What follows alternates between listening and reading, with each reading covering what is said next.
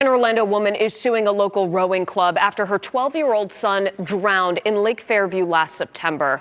Her son is one of two middle schoolers who died, and emergency crews believe a lightning strike caused their boat to capsize. WESH 2's Marley Martinez is joining us live with one family's claim that the rowing club failed to alert the children about the stormy weather. Marley.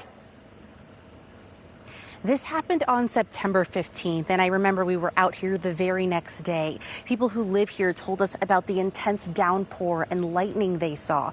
And now one mother is suing, saying the kids should have been kept safe.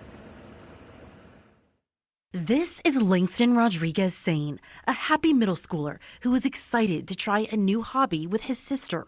Rowing. He was a very happy young man that brought light into every room that he came. He was a jokester. He loved to make people smile. Langston joined North Orlando Rowing Club. During practice on September 15th, he went out on the water for the very first time, a true beginner, according to his family. But then a lightning storm rolled in, causing the boat to capsize.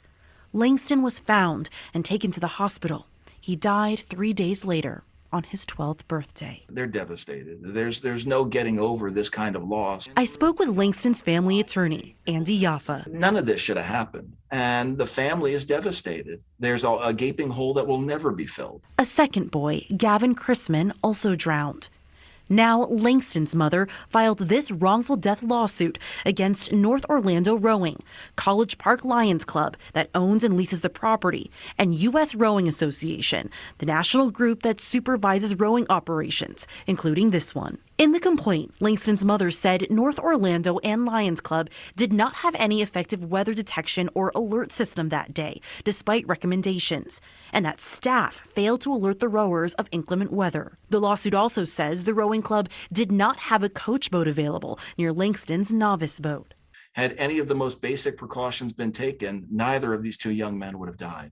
Langston's mother also said the rowing club failed to maintain proper safety and resuscitation equipment. According to the lawsuit, Langston was found and taken to the boathouse that day, but an attempt to defibrillate him failed as a result of a defective or inoperable defibrillator. And hopefully this will result in this mistake, this tragedy, never repeating itself.